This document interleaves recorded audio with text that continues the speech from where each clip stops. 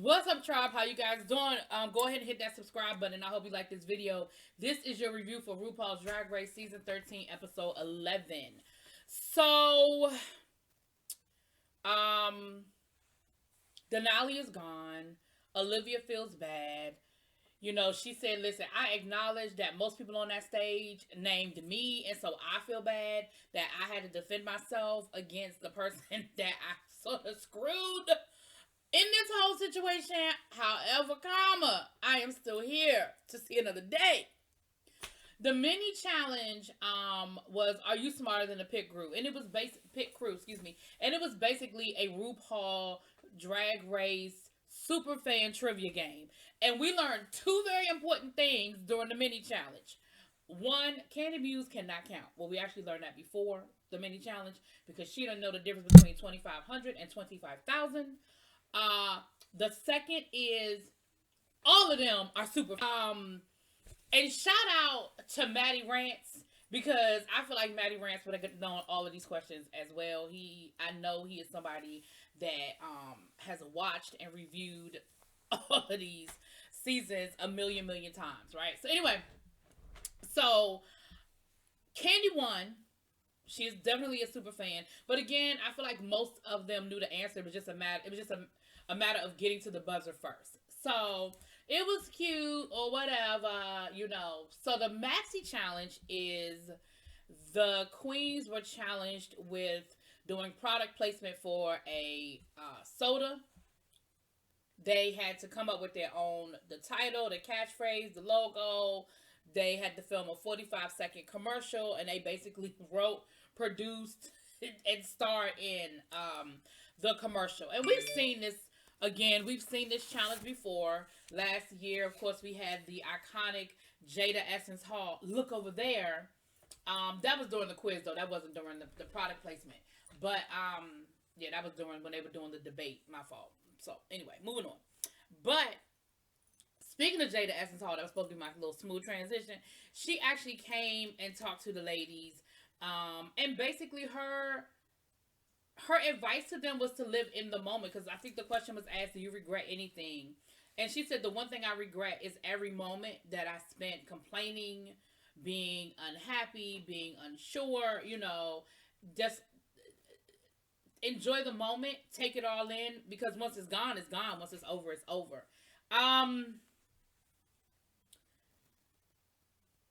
The other thing that she talked about was, you know, that confidence factor. And I think, you know, there's a thin line between confidence and arrogance.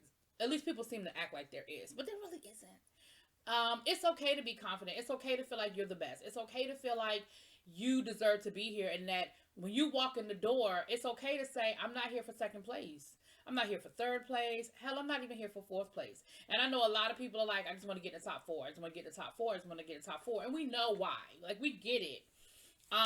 The fact of the reality is every queen who makes it onto RuPaul's Drag Race, life is changed. Just by being on the show. We know that. But of course, who says I'm getting in this race for second place? You don't go to the Olympics for silver. You go for gold. And if you win silver, that doesn't mean you're not happy if you know that you walked out there that day and you did your best. But nobody gets off the plane saying, yeah, silver's good. Anyway, with that being said, too, I've seen some things circulating. I'm sorry, let me take a 2-second break. I've seen some things circulating on social media about when venues finally open back up for drag shows, how a lot of the older queens, a lot of the alumni of RuPaul are saying, listen, when these venues open back up, we definitely need to prioritize season 12 and season 13. They just didn't get a fair shot. And they didn't. You know, season 12, I mean, shut down all the way down, right?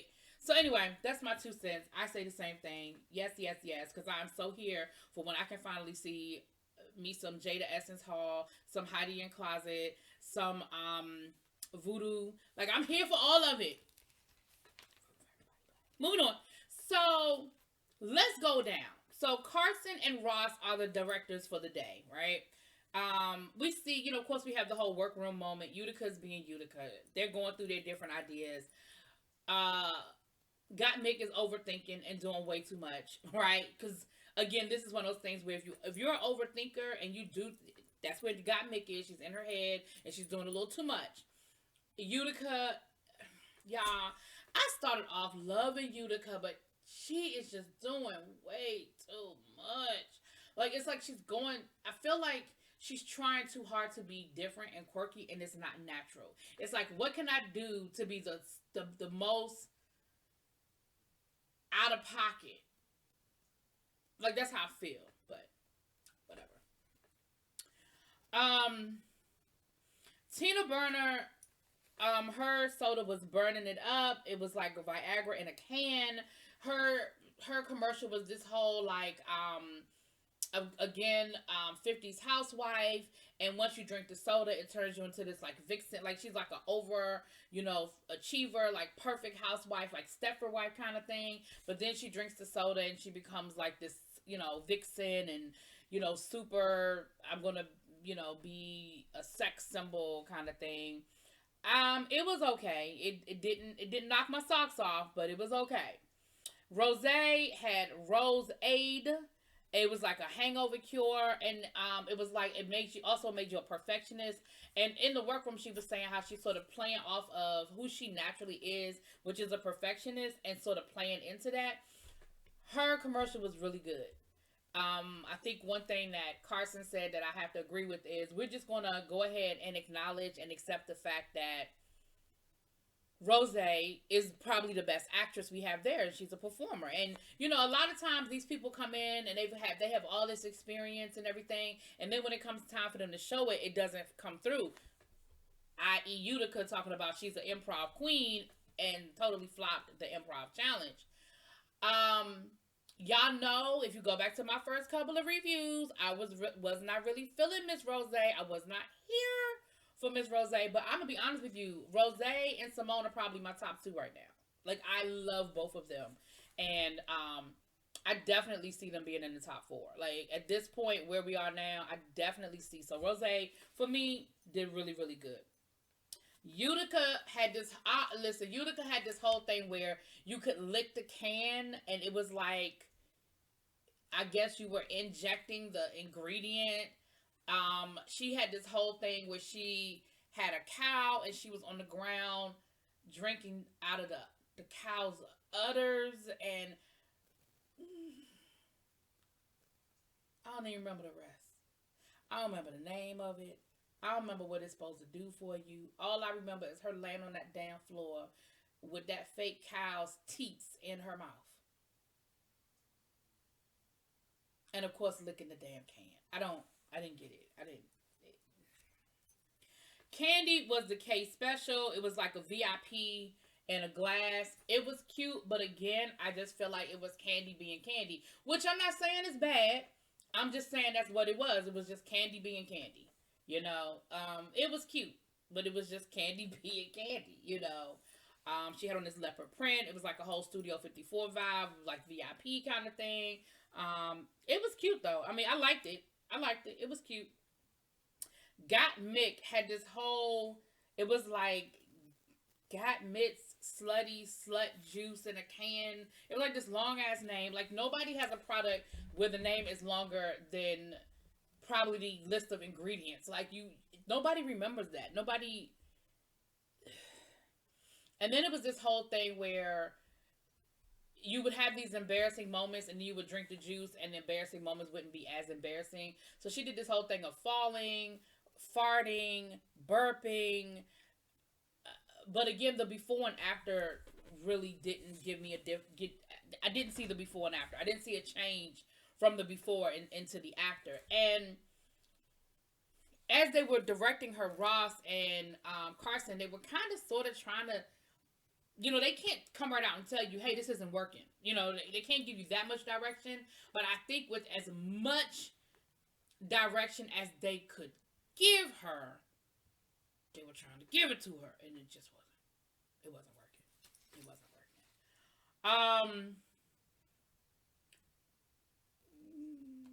I done skipped over people. Lord, y'all done let me skip over some names. Okay, Olivia had like a Live Stay Positive juice. I think hers would have been a lot better if she could stop smiling so much. She's got a beautiful smile and a great personality, and they kept telling her, okay, don't smile this time. Okay, because again, her juice was supposed to be like, oh, I'm so sad, I'm so lonely, life is so hard. I drink the juice, everything is peaches and cream and roses and gumdrops. But we couldn't get the everything is so rough and hard because you couldn't stop smiling, Olivia. And of course, Olivia is nervous and worried because this is a branding challenge, and she totally flopped last week's branding challenge, right? So there's that. Simone, absolutely hilarious. Simone's commercial, it was like sugar tea or something like that, and it was like the gold tooth, and it was like hers was like all sugar, sugar, sugar, sugar, and of course it gives you this high. And she had like this whole ghetto mama thing. And y'all tell me in the comments if y'all agree with me. As I'm listening to her commercial, you know whose voice I heard and who I saw? Jennifer Lewis. Go back and look at it. If you didn't catch it the first time, go back and look at it. She sounded like Jennifer Lewis. She had Jennifer Lewis affect. Even the way she said the words, I could hear Jennifer Lewis delivering that whole script. But it didn't come off as she was trying to be Jennifer Lewis. It was just very reminiscent. I didn't feel like, oh, she's trying to be an old broke Jennifer Lewis. I didn't feel like that. I was just like, okay, I could see Jennifer Lewis doing this. You know what I'm saying? Y'all tell me what y'all thought. I really felt like I got Jennifer Lewis. Was that everybody? I want to make sure I got everybody. Okay. So during the workroom, they always have to have some conversations. We found out that Candy was actually gay bashed in the 7th grade, and it was so bad that her arm was badly broken, and she ended up having to have surgery. She said it was after gym class. A couple of kids came in and they beat her up. And she said that anger she took with her into high school and middle school. And it was something that, that's why she does have so many guards up and she does have that tough exterior. And she said, even with the run-in that she had with Tanisha Iman, it's sort of where that came from. Like, I'm not going to let you bully me. I'm not going to let you pick on me. It's sort of that whole defense thing. And so that was good to see. Listen. Candy is going to probably continue to irritate me, but there are moments where I like Candy. In this episode, I liked Candy. I liked Candy in this episode. Last episode she got on my nerves, so if it holds up next week, she'll probably get on my nerves again. I mean, it's just an up and down thing we've got going. I absolutely loved RuPaul's dress and wig this week. I normally don't comment or mention it, but it was really, really good. I really enjoyed it. Now, another reviewer I'm going to watch is going to say they hated it. I can't make everybody happy. But for me, now, the runway this week was Beast Couture. Beast Couture. I'm going to be honest with you. The first time I heard it, I thought they were saying Base Couture. And I was like, what the hell is Base Couture? But halfway through the runway, I was like, oh, Beast Couture. Okay. So, we have Utica, who had this whole Black Maleficent thing working. It was like black fur, and she's got the goth makeup and the eyeliner, like black tear thing working. She looked absolutely beautiful, but I agree with Michelle Visage, nothing original. I think we've seen 40 different versions of Maleficent. We have seen 40 different versions of this. And here's the thing. You can do something that's already been done or do a variation of what's already been done, but give me something that I haven't already seen. And I just feel like it was pretty. She looked beautiful. The outfit was nice.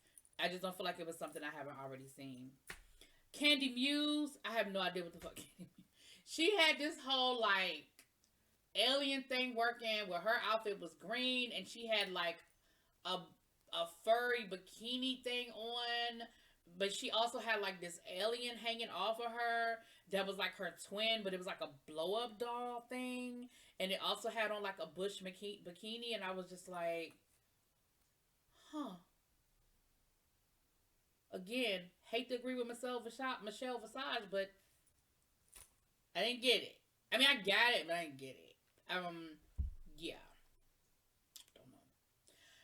Tina Burner gave us this furry doll that looked like it was like stitched together, like it was a piece from here and a piece from there and a piece from there. And it had like this real exaggerated hip bone thing working. Didn't like it. I hated her makeup. I hated the wig. I didn't like it. I wasn't here for it at all. It didn't do nothing for me. Simone absolutely loved it. It was like a ghetto Foxy Brown, like, but a real fox. Like, she was in a fox outfit with Daisy Dukes and a ponytail with swoop bangs, and you know what I'm saying? It was like homegirl Foxy Brown. It was cute. It was so cute. And then she said something that I thought was funny, that ReallyBTV had said a week or so ago about drag queens don't let their feet touch the ground. So they always have on heels. Like, you ain't gonna never catch no drag queen in no flats, honey. And she said, and I still have on heels, my feet will never touch the ground. And I just laughed when I heard it because I immediately thought of Spilly Boy, aka Milan Trejor, aka RuPaul. You need to put Milan on your show. I'm not understanding it was taking so long. Moving on. Gottmik had this whole like a giant eye thing, and her skirt with like the fangs. It was really cute. You know, of course, the judges absolutely loved it. They went up for it. It was cute though. It was actually cute. Olivia looked like something out of Monsters Inc. It was cute. It was like the monster out of Monsters Inc. And it was really, really cute. I was here for it. I really liked it. Rosé. Now, this is an example of doing something that's been done a million times, but giving me a different look. Rosé had a whole devil thing working. It was red. She had the horns. She had a red bodysuit, red hair, but it was cute. The makeup was everything, and I was here for all of it. I was absolutely here for all of it, okay? So there's that. Now, the tops, we had a tie this week, ladies and gentlemen. We had a tie for the top. It was Rosé and Simone. And I was here for both of it. Because when they announced Simone the winner, I felt bad for Rosé because I was like, wow, like this really could have gone either way. This was one of those weeks where both of them absolutely could have won. And they did. So I was here for it. And again, I said this at the beginning of my video. I hope it wasn't a spoiler because when I said it, I wasn't even thinking about the fact that both of them have won. But they are absolutely in my tops right now. Both of them are just really in my tops right now. I'm just here for both of them. But the bottom, we had Utica, Gottmik, Tina Burner, and Olivia. The only person that was safe this week was Candy. Candy was safe. Everybody else was either top or bottom. And so, Olivia, they were like, you know, again, you're really nice, you're really sweet, but you really got to figure it out. You got to know when to turn it on or turn it off. You know, you smiled a little too much. You didn't sell their product. You didn't make it believable. You know, you didn't make us want to buy it. Tina, they feel like she's just flatlined. They feel like she's leaning on the fact that she's a seasoned vet, that she's doing what she's always done. She's not giving us anything different, anything new. I think they were kind of like, you're not elevating.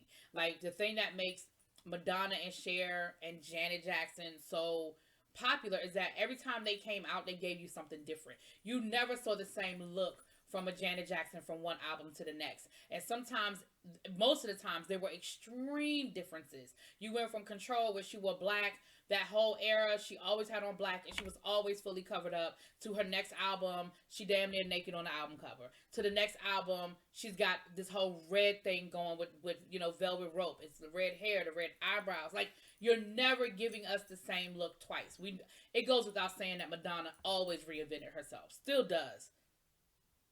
I was going to say something mean, and I'm not. I'm going to leave it there. Okay. The lip sync was My Humps by the Black Eyed Peas, and it was Utica and Tina.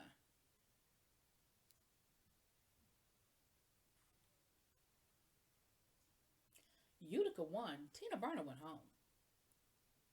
How many of y'all saw that coming? I knew they weren't going to send Gottmik home. Gottmik is going to be in the top 4 for political reasons. That's my opinion. I was worried about Olivia until they said she was safe. And when it came down to Utica and Tina, I said, oh, they're going to keep Tina around. Utica's going to go home. This will be her second time lip syncing. Utica's gonna go home. And don't get me wrong, this is one of the lip syncs I actually enjoyed. I enjoyed both of them, but I wasn't really shocked. But I was a little shocked that it was Tina Burner. Anyway, you guys let me know what y'all think. Drop it in those comments. Peace.